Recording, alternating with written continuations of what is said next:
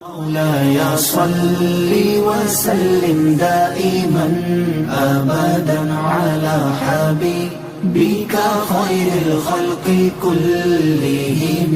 مولاي صل وسلم دائما أبدا على حبيبك خير الخلق كلهم. مولاي صل وسلم دائما أبدا.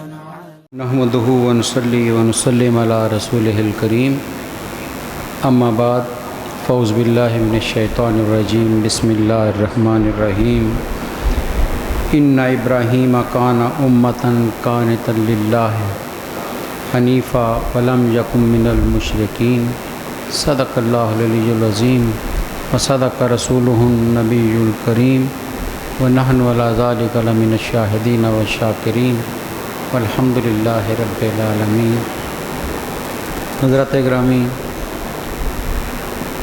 بڑے عزت والے، بڑے احترام والے اور بڑے ہی مقدس دن ہیں جن سے ہم گزر رہے ہیں. پچھلے جمعہ بھی نبی صلی اللہ علیہ وسلم کی روایات آپ کے سامنے رکھی تھیں، اور پھر قرآن مجید کی سورہ فجر جس میں ان 10 راتوں کی قسم اٹھائی گئی.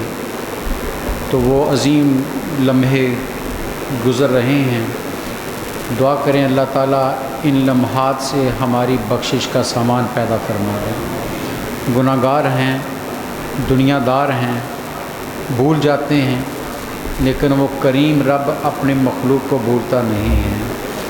اور پھر نسبت رکھتے ہیں نبی صلی اللہ علیہ وسلم کی غلامی کی، ان سے محبت اور ان سے عشق کا دعویٰ بھی ہے.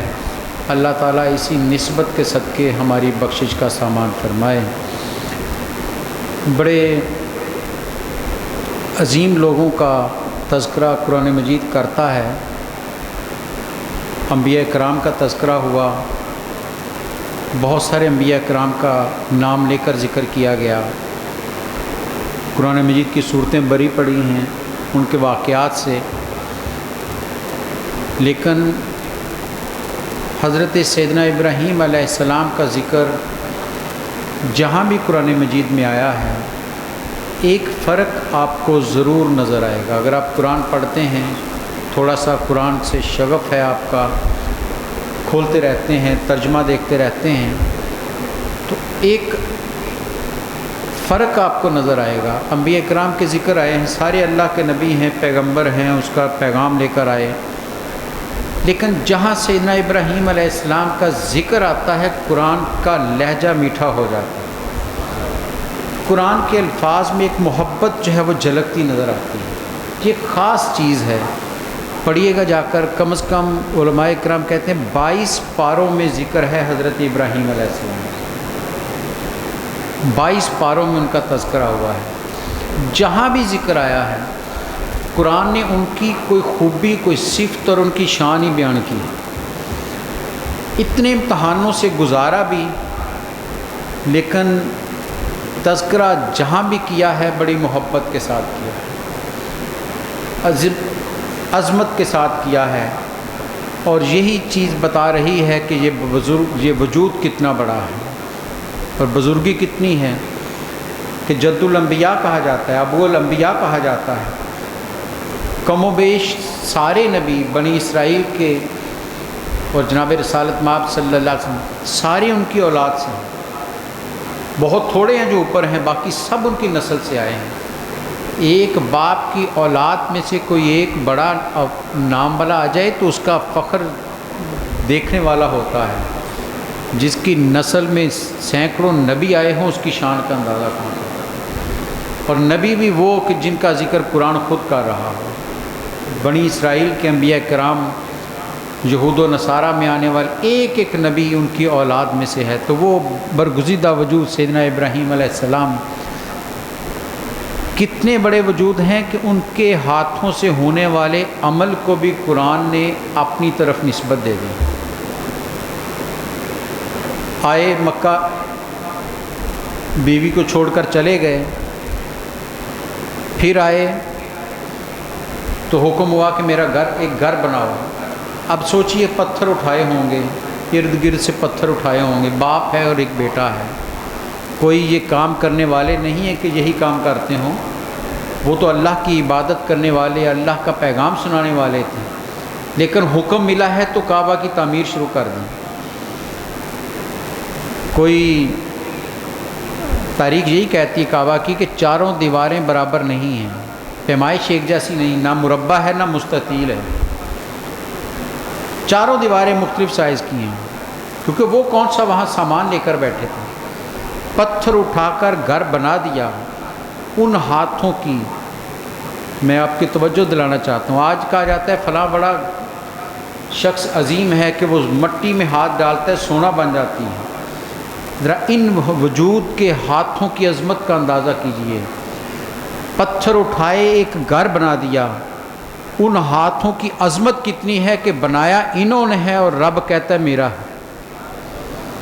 بنا ابراہیم اور حضرت اسماعیل کے ہاتھوں سے ہے، پتھر انہوں نے چنے ہیں، جبریل نہیں آیا، فرشتوں کی جماعت بھی بھیجی جا سکتی تھی کہ رب کی مخلوق ہے وہ آ کر گھر بناتی، بنایا ابراہیم علیہ السلام اور اسماعیل علیہ السلام نے ہے، لیکن رب نے کہا اے میرے خلیل تو نے اتنی خلوص محبت عقیدت اور شوق سے بنایا ہے کہ اب میں خالق کائنات ہو کر دعویٰ اعلان کر رہا ہوں کہ یہ کسی اور کا نہیں میرا گھر ہے۔ کتنے عظیم ہاتھ ہیں وہ، کتنے برگزیدہ وجودوں کے ان ہاتھوں کی قدر کیجئے۔ قرآن کہتا ہے ان اول بیت وضع للناس للذی ببکۃ مبارکہ، روئے زمین پر پہلا مرکز عبادت اگر بنا ہے تو یہ کعبہ بنا ہے، اور بنانے والے کون ہیں؟ حضرت ابراہیم اور حضرت اسماعیل ہیں۔ قرآن نے خود نام لے کر بتا دیا کہ لوگوں کوئی اور نہیں تھے، ابراہیم اور اسماعیل اس کی گھر کی بنیادیں اٹھا رہے تھے۔ ہم نے اسے یوں اور بنا تو دیا، اب نبی کی عاجزی بھی ذہن میں رکھیے۔ ہم تھوڑی سی عبادت کر کے بڑا چرچے کرتے ہیں، اشتہار لگاتے ہیں۔ آج کل تو دور ہے سوشل میڈیا کا، وہاں پر فوری لگا دیا جاتا ہے میں نے یہ کر لیا کام، تاکہ پتہ چلے یہ بہت نیک ہے۔ اتنا بڑا وجود ایک گھر اللہ کے حکم پر بنایا، لیکن عاجزی کا اظہار کیا ہے؟ کیا دعا کی ہے؟ ربنا تقبل منا، مولا بنا تو دیا ہے، قبول کرنے والا تو ہے، میری طرف سے ہماری طرف سے قبول کر لے اسے۔ اور رب نے کیسا قبول کیا ہے کہ کائنات ساری کا رخ اس کی طرف موڑ دیا، ساری کائنات کا رخ، مرکز کائنات اس کعبہ کو بنا دیا کہ اے خلیل تیری دعا ہم یوں قبول کریں گے کہ تو نے کہا کہ بنایا ہے قبول کر لے، اب کائنات کا ذرہ ذرہ جب بھی میری عبادت کرنا چاہے گا رخ اسی کی طرف کرے گا۔ اور سید الانبیاء، امام الانبیاء، سردار انبیاء، میرے اور آپ کے کریم آقا صلی اللہ علیہ وسلم مدینہ آ بھی گئے، مدینہ آ کر 17 مہینے بیت المقدس کی طرف رخ کر کے نماز پڑھتے رہے، لیکن تاریخ کہتی دل میں خیال ہمیشہ یہ رہا کہ کاش کعبہ قبلہ بن جائے، اور یہ خیال اتنا اندر توانا ہو چکا تھا کہ دوران نماز آنکھ آسمان کی طرف اٹھ گئی۔ دوران نماز بعض کہتے ظہر کی تھی، بعض کہتے عصر کی، 4 رکعتوں والی نماز تھی۔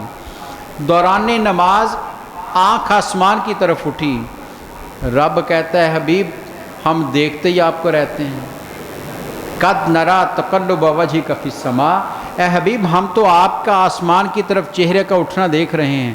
اب یہ نہیں کہا قرآن نے کہ کعبے کو قبلہ بنا لو، فرمایا جس کو آپ پسند کرتے ہیں اسے قبلہ بنا لو۔ بتا دیا لوگوں، اگر رب کہتا کعبے کو قبلہ بنا دو تو کہا جا سکتا تھا کہ رب نے حکم دے دیا ہے، اور میں نہیں، لوگوں میرے نبی کی شان یہ ہے اب کعبہ میرے نبی کی پسند سے بنے گا، تمہارا قبلہ وہی بنے گا جو میرے نبی کی پسند ہے، وہ جس در رخ کر دے گا ہم اسے قبلہ بنا دیں گے۔ انہوں نے کعبہ کو پسند کر لیا، ہم نے کعبہ کو، اور پھر لگاتار کئی آیات میں حکم یہی ہے کہ لوگوں جہاں بھی ہو کعبے کی طرف رخ کر لو۔ کیوں؟ ارے کائنات کے محبوب وجود نے رخ کر لیا، تم بھی ادھر ہو جاؤ۔ تو ان حضرت ابراہیم علیہ السلام گھر بنا دیا، یہ حج جا رہا ہے، جیسے بھی یہ حالات، لیکن حج تو ہو رہا ہے، مرکز دنیا جہان وہاں پر آتی ہے، یہ ساری کی ساری یادگار انہی کی ہے۔ پہلا طواف کرنے والے وہ ہیں، پہلا طواف کرنے والے۔ قرآن کہتا ہے جب گھر بنا لیا تو ہم نے کہا ابراہیم ذرا آواز دے دو کہ لوگوں کعبے کے حج کے لیے آؤ۔ تو ابراہیم علیہ السلام نے کہا یا اللہ 100 سال سے اوپر عمر ہو چکی ہے، بوڑھا ہو چکا ہوں، میری آواز کتنی دور جائے گی، پہاڑوں سے ٹکرا کر واپس آ جائے گی۔ قرآن کہتا ہے ابراہیم آواز دینا تیرا کام ہے، پہنچانا ہمارا کام ہے۔ اور مفسرین کہتے ہیں کہ ابراہیم علیہ السلام نے، بعض کہتے ہیں کوہ ابو قبیس پر کھڑے ہو کر، اور بعض کہتے ہیں کہ حتیم جو ہے جو جب مقام ابراہیم اسی پتھر پر کھڑے ہو کر، بہرحال کھڑے ہو کر آپ نے آواز دی کہ لوگوں کعبے کی طرف آؤ، اس کا حج کرو۔ مفسرین کہتے ہیں کہ ایسی آواز رب نے پہنچائی جو ابھی ماں کے رحم میں تھے، باپ کے صلب میں تھے، جو ابھی نسلوں میں تھے، جو عالم ارواح میں تھے، رب نے سب تک آواز پہنچائی، اور جس نے لبیک کہا اس کو رب نے حج کی اجازت دے دی۔ اور میں اب وہی پہنچتا ہے جس نے وہاں پر لبیک کہا ہے، تو وہ وجود جن کے آواز پر آج حج ہو رہا ہے، نبی صلی اللہ علیہ وسلم نے نسبت دی، فرمایا یہ حج ابراہیم علیہ السلام کی یادگار ہے۔ اور صحیح صفا مروہ میں جاتے ہیں، سوچئے نبی کی شان تو بلند، نبی جو عمل کرے وہ تو حجت، نبی جو کام کرے وہ تو سنت، لیکن نبی کی بیوی جو نبی نہیں ہے، جو نبی نہیں ہے، لیکن قرآن کہنا یہ چاہتا ہے کہ لوگوں نبی نہیں ہے، لیکن ہماری رضا پر جب یوں زندگی بسر کر دی جائے پھر ہم ان کے عمل بھی زندہ کر دیتے ہیں۔ حضرت ہاجرہ باغی تھی پہاڑ پر بیٹے کی محبت میں، مامتا کی جو جوش مار رہی تھی کہ پانی چاہیے، اور میں وہ بیٹے کی محبت میں چلی تھی، لیکن ہماری رضا پر اتنی راضی رہی تھی کہ جب ابراہیم علیہ السلام نے چھوڑا تھا تو صرف ایک سوال کیا تھا کہ اے میرے سرتاج یہ بتائیے یہاں اپنی مرضی سے چھوڑ کر گئے یا رب کا حکم ہے؟ تو ابراہیم علیہ السلام نے کہا نبی تو اپنی مرضی کرتا ہی نہیں ہے، یہ رب کا حکم ہے۔ تو حضرت ہاجرہ نے کہا تھا پھر بے فکر ہو کر چلے جائیے، ہم مطمئن ہیں رب کی رضا پر۔ رب نے کہا تو نے میری رضا پر راضی رہنے کا حق ادا کیا ہے، اب تیرے قدم اتنے معتبر ٹھہر جائیں گے کہ قیامت تک، اس وقت تک حج مکمل نہیں ہوگا جب تک صحیح نہیں کریں گے۔ اور تو اور صحابہ کہتے ہیں ہم آئے تو دیکھا نبی صلی اللہ علیہ وسلم صفا مروہ صحیح کے لیے گئے، جہاں وہ سبز نشان لگے ہیں، صحابہ کہتے جب وہاں پہنچے تو نبی صلی اللہ علیہ وسلم نے تیز قدم کر دیے جیسے بھاگ رہے ہوں۔ ہم حیران ہوئے کہ کوہ آپ تو باوقار وجود ہیں، آپ تو بڑے قدم اٹھاتے ہیں تو ایک وقار کے ساتھ، آج کیا ہوا؟ پوچھ لیا یا رسول اللہ صلی اللہ علیہ وسلم یہ تیز قدم کیوں؟ مسکرائے میرے نبی، فرمایا تمہیں خبر نہیں میری دادی یہاں پر باغی تھی۔ کتنے معتبر قدم ہیں کہ میرے سرکار نے ان قدموں کو یاد رکھا ہے، میری نسبت دی، میری دادی وہاں پر باغی تھی۔ تو وہ گھرانہ سیدنا ابراہیم علیہ السلام کا کہ خدا کی رحمتیں ان پر ہیں۔ دو مقام ایسے ہیں جہاں رب نے براہ راست ابراہیم علیہ السلام کو ندا دی، دو مقام قرآن خود ذکر کرتا ہے۔ فرشتے کو نہیں بھیجا، آگ میں پھینک دیا گیا، آگ میں تیار کر کے نمرود نے پھینکا اس کے اندر۔ تاریخ کہتی ہے، مفسرین اکرام لکھتے ہیں کہ بڑے فرشتے بھی دم بخود تھے۔ جبریل، بعض روایات تو کہتی جبریل بھاگے ہوئے آ گئے تھے۔ حل لک حاجۃ یا ابراہیم، اے ابراہیم کوئی حاجت ہے؟ میں اللہ کا سب سے بڑا فرشتہ ہوں، سردار ہوں ملائکہ کا، کوئی حاجت ہو؟ تو کیا کہا ابراہیم علیہ السلام نے؟ کہا حاجت ہے لیکن تجھ سے نہیں ہے۔ یہ توحید پرست ہونے کی دلیل ہے، یہ خدا کے بندے ہونے کی دلیل ہے کہ حاجت مند تو ہوں لیکن تیرا نہیں ہوں۔ ارے جس کا حاجت مند ہوں وہی میری حاجت روائی کرے گا۔ کیسی کی ہے؟ قرآن کہتا ہے پھر جبریل کو ہم نے حکم نہیں دیا، دوبارہ نہیں بھیجا کہ جبریل جاؤ پکڑ لو۔ قلنا یا نار کونی بردم و سلام ابراہیم، ہم پکارے، قرآن کا لفظ پر غور کیجیے، قلنا ہم نے پکارا۔ رب براہ راست آگ سے خطاب کر رہا ہے، قلنا یا نارو، اے آگ کونی بردم و سلامن علی ابراہیم، ارے ٹھنڈی بھی ہو جا، سلامتی والی بھی ہو جا، سب پر نہیں، علی ابراہیم، میرے ابراہیم پر، فقط میرے ابراہیم پر سلامتی والی، ٹھنڈی بھی ہو جا، سلامتی والی بھی ہو جا۔ خدا خود پکار کر آگ کو حکم دے رہا ہے۔ اور دوسرا، قربانی کی جائے گی، ابراہیم علیہ السلام نے بھی قربانی کی تھی۔ ہم جانور کی گردن پر چھری رکھیں گے اور بہت اس پر نمود و نمائش کریں گے، بہت دکھاوا ہوگا کہ میں نے بڑا جانور کر دیا، میں نے اتنے پیسے کا خرید لیا۔ ذرا دل پر ہاتھ رکھ کر سوچئے اس بوڑھے باپ کے بارے میں بھی جس نے ایک اشارے پر اپنے بیٹے کی گردن پر چھری رکھ دی۔ فرشتہ نہیں آیا، وحی نہیں آئی، سوئے ہوئے خواب میں ایک تمثیل دیکھی کہ بیٹے کو ذبح کر رہا ہوں۔ یہی کہا تھا نا بیٹے سے ابراہیم علیہ السلام، انی ارا فی المنام انی اذبحک فانظر ماذا تری، اے بیٹا میں نے خواب دیکھا ہے کہ میں تجھے ذبح کر رہا ہوں، بتا تیری رائے کیا ہے۔ خواب میں ایک عمل دیکھا اور صبح اٹھ کر بیٹے کو لے کر چل پڑے۔ آج جانور کی گردن پر چھری رکھتے ہوئے اس باپ کی، اس بوڑھے باپ کے دل کے جذبات کو ذہن میں لانا ضروری ہے۔ قربانی مکمل نہیں ہوتی جب تک سیدنا ابراہیم علیہ السلام کا یہ اسوہ سامنے نظر نہیں رہے، جب تک یہ یاد دل میں نہ آ جائے کہ یا اللہ تیرا کتنا کرم ہوا کہ تو نے ابراہیم علیہ السلام پر اتنا بڑا امتحان لیا، ہمیں تو ایک جانور کہا ہے، ہم اسی کو قربان کر رہے ہیں، لیکن وہ کتنے بڑے لوگ تھے جو تیرے ایک اشارے پر بیٹے کو بھی قربان کرنے کو تیار ہیں۔ قرآن کہتے ہیں لٹا دیا، لیٹ گئے اسماعیل علیہ السلام، باپ نے چھری ہاتھ میں پکڑی اور گردن پر رکھ دی۔ مفسرین اکرام کہتے ہیں آسمان کے فرشتے دم بخود تھے، کائنات دم بخود ہے۔ آج ایک نیا ماجرا سامنے آ رہا ہے، ایسا واقعہ تاریخ انسانی نے نہ پہلے دیکھا نہ کبھی بعد میں دیکھا کہ رب کا خلیل، جسے رب خود کہے کہ میں نے اپنا دوست بنا لیا ہے، جس کے بارے میں قرآن محبت کے تذکرے کرتا ہے، وہ خلیل آج بیٹے کی گردن پر چھری، اور باپ کتنی عمر کا ہے؟ تاریخ کہتی تقریباً 107-8 سال کی عمر ہے، اور بیٹا قرآن مجید نے ذکر کیا ہے کہ بیٹے کی عمر اتنی تھی کہ باپ کے ساتھ تیز قدم چلنے لگ گیا تھا۔ یعنی قدم تیز چلنے 9-10 سال سے زیادہ کی روایت نہیں ہے اسماعیل علیہ السلام کی، وہ بھی لیٹا ہوا ہے، باپ گردن پر چھری رکھ کر چلا رہا ہے، تو قرآن پکارتا ہے، فرشتے دم بخود ہیں۔ جبریل حیران ہے کہ آج رب کی وحی نہیں آ رہی، آج رب کا حکم نہیں آ رہا۔ میں نے اس یوسف علیہ السلام کے بھائیوں نے کنویں میں لٹکا کر رسی کی کاٹ دی تھی، میں عرش بری پر تھا، رب نے کہا جبریل بھاگے ہوئے جاؤ، میرے یوسف کو پانی میں گرنے سے پہلے تھامنا ہے۔ میری رفتار اور طاقت اتنی تھی کہ کاٹے ہوئے اس رسی کے اس ڈول کو میں نے پانی میں جانے سے پہلے تھام لیا تھا۔ آج رب کی طرف سے کوئی حکم نہیں ہے۔ جبریل حیران ہے کہ قدم قدم پر مجھے بیچنے والا رب اپنے خلیل کو اس امتحان سے گزرتا دیکھ رہا ہے، لیکن کوئی پیغام نہیں۔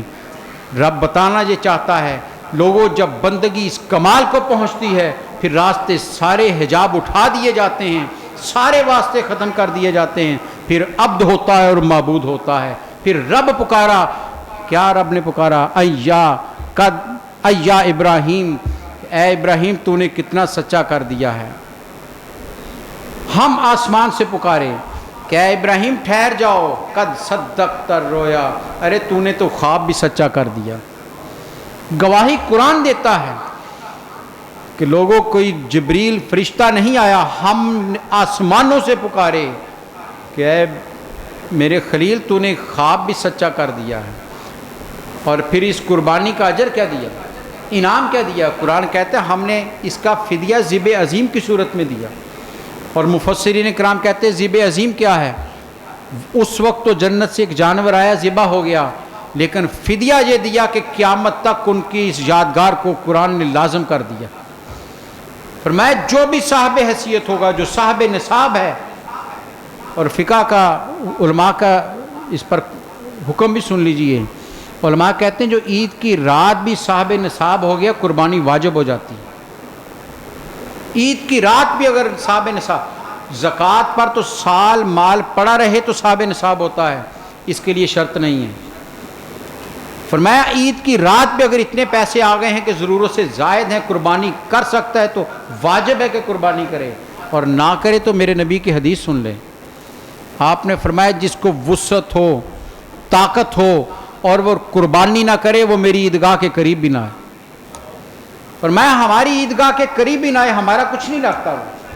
کیوں؟ آج رب کو فقط ایک ہی چیز پسند ہے کہ اس کے خلیل کی یادگار کو منایا جائے. آج جانور کی گردن پر چھری رکھنا نہیں ہے، یہ رب کے حکم کی تعمیل کرنا ہے کہ اے مولا تو اگر حکم دے تو یہ جانور تو کیا ہم اپنی جان بھی پیش کر سکتے ہیں. یہ بندگی کا اظہار ہے کہ سب کچھ خدا پر قربان ہے. تو ابراہیم علیہ السلام کا وہ مقام اور مرتبہ پڑھیے قرآن مجید کو، جہاں بھی ذکر کرتا ہے قرآن محبت سے کرتا ہے، پیار سے ذکر کرتا ہے.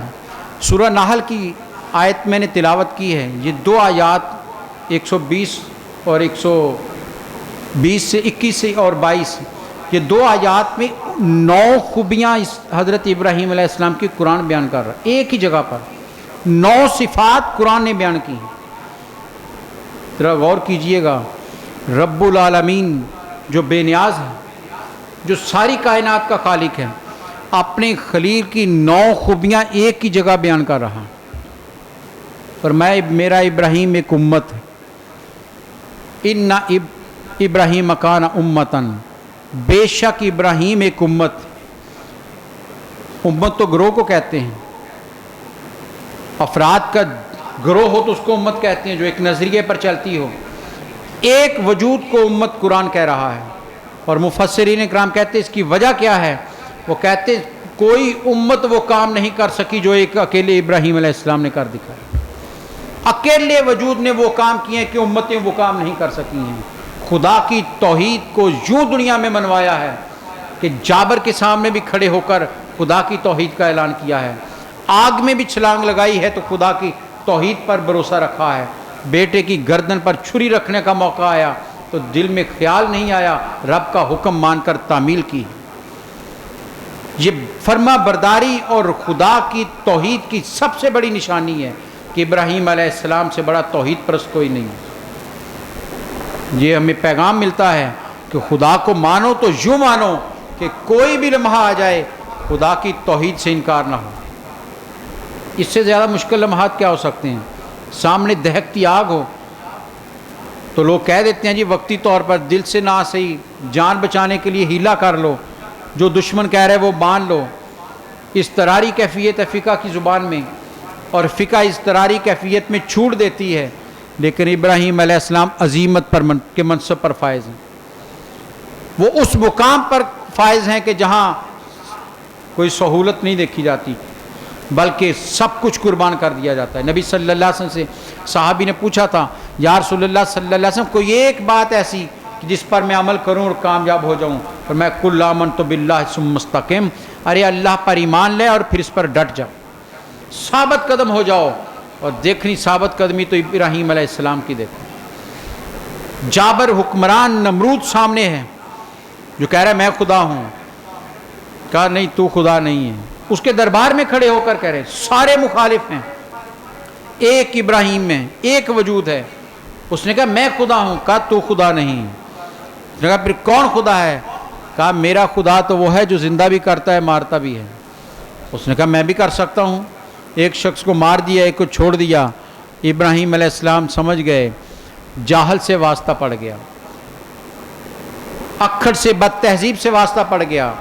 اور قرآن کہتا ہے جو اللہ والے ہوتے ہیں وہ جاہلوں سے بحث اس طرح کے نہیں کرتے. وَإِذَا خَاطَبَهُمُ الْجَاهِلُونَ قَالُوا سَلَامًا. ان کا تو اسوہ یہ ہے کہ ان سے الجھتے نہیں بلکہ سلامتی سے گزرتے ہیں. ابراہیم علیہ السلام نے بحث نہیں کی کہ یہ مارنا اور زندہ کرنا نہیں. فرمایا لو پھر دوسری دلیل، میرا خدا تو وہ ہے جو سورج مشرق سے نکال کر مغرب میں غروب کرتا ہے. ارے تو خدا ہے تو مغرب سے نکال کے دکھا. قرآن کہتا ہے فَبُہِتَ الَّذِي کافر.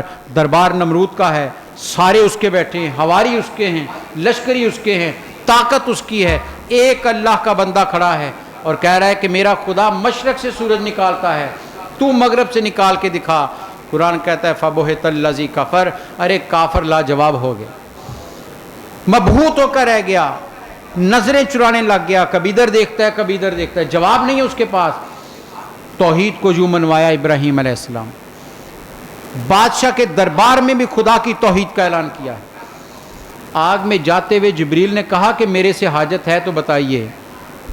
کہہ سکتے تھے جبریل بچا لے, تو اللہ کا نمائندہ ہے, پر میں نہیں, یہ بھی توحید کی شان کے خلاف ہے, یہ بھی توحید کی شان کے خلاف ہے. ارے جس کو مانا ہے وہی بچائے گا. جبریل آج تیری بھی ضرورت نہیں ہے, تیرا بھی سہارا لوں گا تو توحید پرست نہیں رہوں گا. توحید پرست کسی کا کوئی خاطر میں نہیں لاتا, وہ اللہ کو مانتا ہے اور پھر اسی کا ہوتا ہے. اور پھر رب نے بچا کر دکھایا کہ لوگوں ہم نے پھر خود آگ کو ٹھنڈا کر دیا.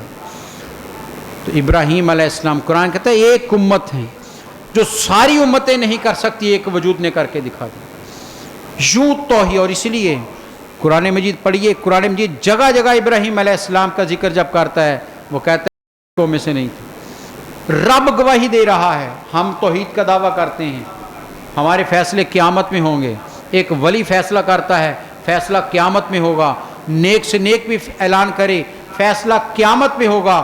ابراہیم علیہ السلام کی شان کی بلندی دیکھیے, رب قرآن میں جگہ جگہ کہہ رہا ہے لوگوں وہ مشرک نہیں, ہمارا خاص بندہ تھا, ہمارا بندہ تھا, مشرک نہیں تھا. ارے جس کی توحید کو رب نے قبول کر لیا ہے ان کی عظمت کو کون پا سکتا ہے؟ یہ ابراہیم علیہ السلام ہے, یہ ہیں وہ وجود جن کو نبی صلی اللہ علیہ وسلم نے کہا میرے دادا ہیں. اپنی نسبت ان کے ساتھ کی. جانور ذبح کیا تو پوچھا صحابہ نے یا رسول اللہ صلی اللہ علیہ وسلم یہ کیا ہے, یہ عمل کیا ہے؟ فرمایا یہ تمہارے باپ ابراہیم کی سنت ہے. اپنے ہر عمل کو نسبت دی حضرت ابراہیم علیہ السلام سے. درود نماز میں پڑھتے ہیں ہم, ذرا غور تو کیجئے شان ان کی. درود اپنے نبی پر بھیجنا ہے, لیکن مثال حضرت ابراہیم کا نام لے کر دی جاتی, کسی اور نبی کا ذکر نہیں ہے. فرمایا یہی کہتے ہیں یا اللہ اسی طرح رحمتیں نازل کر, برکتیں نازل کر, کرم نازل کر, رفتیں نازل کر جس طرح تو نے اپنے خلیل ابراہیم پر نازل کی. بتا دیا لوگوں یہی وجود ہے جس کو میرے نبی صلی اللہ علیہ وسلم نے ہمیشہ اپنے سامنے رکھا, جن کے ہاتھوں کا بنا ہوا کعبہ پسند کر لیا, جن کے طواف کے عمل کو پسند کر لیا. کتنے ایسے عمل ہیں جو حضرت ابراہیم علیہ السلام نے کیا, آج بھی کیے جاتے ہیں. بہت سارے اعمال ہیں جو حضرت ابراہیم علیہ السلام نے شروع کیا اور آج تک امت میں لازم ہے. ختنہ جو بچے کا کیا جاتا ہے پیدائش کے بعد, یہ حضرت ابراہیم علیہ السلام نے سب سے پہلے کیا ہے اور امت مسلمہ پر لازم کر دیا گیا. تو کہنا یہ چاہتا ہوں وہ وجود بڑے ہوتے ہیں جو ہمتاً خدا کے سامنے جھک جاتے ہیں. رب نے کہا ہے ابراہیم جھک جاؤ, قال اسلمت لرب العالمین. قرآن گواہی دے رہا ہے کہ وہ پکارے میں عالمین کے رب کے سامنے جھک گیا, ایک لمحے کے لیے پھر پیچھے نہیں ہٹے ہیں. تو قرآن کہتے ہیں ایک امت ہیں قانتاً, ارے وہ رب کے فرما بردار ہیں, فرما بردار ہیں رب کے, کسی حکم کی عدولی نہیں کی, کسی حکم سے انکار نہیں کیا, کسی حکم پر سوال نہیں کیا, جو حکم ملا مان لیا ہے. بندگی کا تقاضا یہ ہوتا ہے کہ آقا جو کہے غلام مان لے اس کو. جب غلام سوال کرنے لگ جائے تو مان لیجئے کہ وہ اپنے آقا سے مخلص نہیں ہے, کیونکہ غلام کی مرضی وہی ہوتی ہے جو آقا کی ہوتی ہے. وہ کہتے ہیں نا کہ غلام لے آئے کسی کو خرید کر, اس نے پوچھا نام کیا ہے, اس نے کہا جی غلام کا کیا نام ہوتا ہے, جو مالک نام دے دے وہی غلام کا. اس نے کہا اچھا چلو بتاؤ کھاتے کیا, اس نے جی غلام کی کیا خواہش, جو مالک کھلا دے وہی کھاتا ہے. اس نے کہا اچھا رہنا کیسے ہے, اس نے کہا جی رہنے کا کیا, جہاں مالک رکھے گا وہیں رہوں گا. یہ غلام, یہ عبدیت ہے. ابراہیم علیہ السلام کی پوری زندگی کا خلاصہ یہ ہے کہ وہ عبد تھے. قرآن کہتا ہے ہمارے ہر حکم پر جھکے ہوئے تھے, قانتاً للہ, اللہ کے حکم پر جھکے ہوئے تھے. میں صرف توجہ آپ کی مبذول کروا رہا ہوں. سوچئے ہم بھی جھکتے ہیں، عمل کرتے ہیں، مان بھی لیتے ہیں. اس کی شان کا اندازہ کون کرے جس کا رب گواہی دے کے وہ اللہ کے سامنے جھکے ہوئے ہیں. نام لے کر قرآن گواہی دے رہا ہے. ارے وہ ہمارے سامنے جھکے ہوئے ہیں، فرما بردار ہیں. وَلَمْ يَكُوا مِنَ الْمُشْرِكِينَ، اور وہ مشرکوں میں سے نہیں، مشرکوں میں سے نہیں تھے، توحید پرست تھے. خدا کا بندہ تھا، خدا کے سامنے جھکتا تھا. کوئی جھکا نہیں سکا ابراہیم علیہ السلام کو، کوئی ڈرا نہیں سکا ابراہیم علیہ السلام کو، کوئی دبا نہیں سکا ابراہیم علیہ السلام کو. کوئی راستہ ان کے سامنے مشکلات تو لایا لیکن قدم ڈگمگا نہیں سکا. ہر راستے پر، ہر منزل پر وہ خدا کے توحید پرست رہے، فرما بردار رہے ہیں. یہی کامل بندگی ہوتی ہے. اور قرآن مجید نے ایسے ہی لوگوں کے بارے میں کہا ہے، ان الذین، قرآن کہتا ہے کہ قالوا ربنا اللہ ثم استقاموا، وہ لوگ بے شک جو کہتے ہیں اللہ ہمارا رب ہے، ثم استقاموا، پھر ڈٹ جاتے ہیں، تتنزل علیہم الملائکہ، لوگوں ان پر اللہ کی رحمت کے فرشتے اترتے. قرآن کا وعدہ ہے تم ثابت قدم رہ کر دکھاؤ، رب کی رحمت کے فرشتے تم پر نازل ہوں گے. تو وہ ابراہیم علیہ السلام، ہم ان کی شان کیا بیان کریں. قرآن جگہ جگہ ان کے تذکرے کر رہا ہے، مختلف انداز سے ان کے ذکر. قرآن نے کہا انی جاعلک للناس اماما، اے خلیل ہم تجھے انسانوں کا امام بنا رہے ہیں، پیشوا بنایا تمہیں، پوری انسانیت کا امام بنایا ہے. واتخذ اللہ ابراہیم خلیلا، اور لوگوں سنو اس سے بڑھ کر شان کیا ہو سکتی ہے کہ رب کہتا ہے تم رب کو اپنا دوست بنانے کی کوشش کرتے ہو، رب کہتا ہے میں نے ابراہیم کو اپنا دوست بنا لیا، میں نے اپنا دوست بنا لیا ہے. تو آئیے ان کی یادگار جب منائیں تو پھر ان کا تذکرہ ذہن میں رہے. گردن، جانور کی گردن پر چھری رکھیں تو وہ منظر ذہن میں رہے کہ ایک باپ نے بیٹے کی گردن پر چھری رکھی تھی. رب نے ان کی قربانی کو جانور کی قربانی میں بدل کر ہمارے لیے آسانیاں پیدا کر دیں. اگر وہ قبول کر لیتا بیٹے کی قربانی تو آج ہمارا کیا بنتا. کتنا سخت امتحان ہے جس سے ہم گزرتے. اس لیے کسی قربانی پر فخر نہ کیجئے گا، چھوٹی ہے بڑی ہے، دعا یہ کیجئے گا رب قبول کر لے. نبی صلی اللہ علیہ وسلم جانور ذبح کیا، ہاتھ اٹھا لیے، ربنا تقبل من محمد صلی اللہ علیہ وسلم، اے اللہ محمد کی طرف سے قبول کر لے صلی اللہ علیہ وسلم. اپنے جانور کے ذبح ہوئے کی قبولیت کی دعا میرے نبی کر رہے ہیں. اس لیے جانور ذبح کر کے قبولیت اللہ کے ہاں ہے. اسے قبول ہو جائے تو پھر سارے وارے نیارے ہیں. اگر وہاں سے کامیابی کی سند نہ ملی تو پھر کچھ حاصل نہیں ہے. اس لیے کوشش کیجئے گا، عاجزی کے ساتھ جانور کو پیش کیجئے گا. اللہ تعالیٰ ان قربانیوں کو قبول فرمائے. دو ایک باتیں سن لیجئے گا. نبی صلی اللہ علیہ وسلم کے سامنے ذکر ہوا ایک کہ یا رسول اللہ صلی اللہ علیہ وسلم فلاں صحابی نے نماز سے پہلے جانور ذبح کر لیا تھا. تو نبی صلی اللہ علیہ وسلم جواب دیا، فرمایا اس نے گوشت کیا ہے، قربانی نہیں کی. اس نے گوشت کیا ہے، قربانی نہیں کی. بتا دیا کہ جب تک نماز عید نہیں ادا کرو گے قربانی نہیں ہوتی، گوشت ہوتا ہے. اگر قربانی کی نیت سے جانور لیا ہے تو عید کی نماز لازم ہے، اس کے بغیر قربانی نہیں ہے. اس لیے اس کو ذہن سے نکال دیں کہ جانور ذبح جلدی کر لو، جلدی کھا لیں گے. یہ سب کچھ ہمارے پاس ہی رہنا ہے. لن ینال اللہ لحومھا ولا دماؤھا ولکن ینالہ التقوی منکم، قرآن کہتا ہے لوگوں یہ گوشت اور خون تمہارا ہے، یہی رہ جائے گا. اللہ تو تمہارے تقوی کو دیکھ رہا، تمہارے ارادے کو اللہ دیکھتا ہے جو جس نیت سے تم کر رہے ہو.